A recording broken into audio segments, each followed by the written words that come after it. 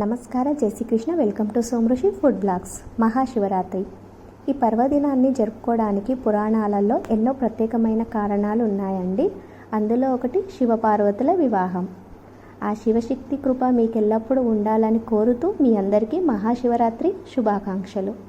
నేను మాత్రం ఆ రోజు పూజని ఇలా కంప్లీట్ చేసేసుకొని పిల్లలకి స్నానాలు చేయించి వాళ్ళకు కూడా ఇంట్లో ఇలా దర్శనం చేయించి టిఫిన్స్లో వాళ్ళకి నేను పాలు మరియు అరటిపండు ఇచ్చానండి. అలా టిఫిన్స్ కూడా కంప్లీట్ చేసేసుకొని మేమందరం కలిసి పక్కనే ఉన్న శివుడి టెంపుల్కి వెళ్ళామండి. మహాశివరాత్రి రోజు మనము అందులో గుడిలో షూటింగ్ చేయడం అంటే ఎంత కష్టం.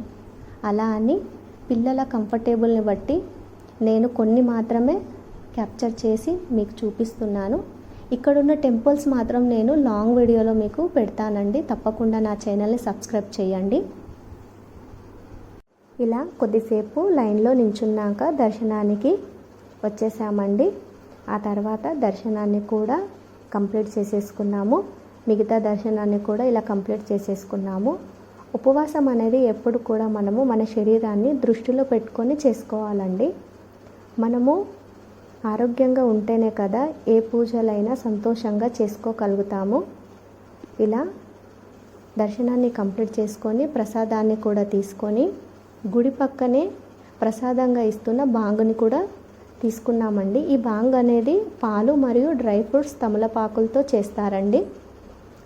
ఇలా ఈ బాంగుని కూడా మేము ప్రసాదంగా స్వీకరించి ఆ తర్వాత పక్కనే అందరూ ఇలా పెద్ద పెద్ద ఐస్ ముక్కలు పెట్టారండి. వాటిపైన నడుస్తున్నారు. అది కూడా కంప్లీట్ చేసేసుకొని ఇలా బయటికి వచ్చేసామండి. గుడి బయటికి మేము ముందు వచ్చినప్పుడు ఇలా ఉంది అండి లైన్ మొత్తము. వెనకాల నుంచి పిల్లల్ని తీసుకొని వచ్చామన్నమాట ముందుకి. గుడి ఎదురుగానే టెంట్లో జ్యూస్ ఇస్తున్నారండి. సరేలే అని పిల్లలకి తాపిద్దామని తీసుకెళ్ళాను. బట్ అది కూడా బాంగే, వాళ్ళు డబ్బులకి ఇస్తున్నారనమాట. అంటే 10 rupees glass, 20 rupees glass, 40 rupees అట్లా. నేను 10 రూపీస్వి తీసుకున్నాను పిల్లలకి. కానీ నిజంగానే చెప్పాలండి, మాకు టెంపుల్ పక్కకి ఇచ్చిన బాంగ్ ప్రసాదమే చాలా బాగా నచ్చింది. తర్వాత ఇంటికి వచ్చేసి వాళ్ళకి ఇలా సాబుదానా కిచిడీని నేను చేశానండి. మధ్యాహ్నం ఉపవాస భోజనంగా మేము ఈ సాబుదానా కిచిడీని తీసుకున్నాము. మరి మీరు మీ ఇంట్లో ఈ మహాశివరాత్రి ఎలా జరుపుకున్నారో వీలైతే కామెంట్ బాక్స్లో తప్పకుండా కామెంట్ చేసి చెప్పండి. తర్వాత ఇలా ఫ్రూట్స్తో మహాశివరాత్రిని ముగించామండి. Thank you for watching.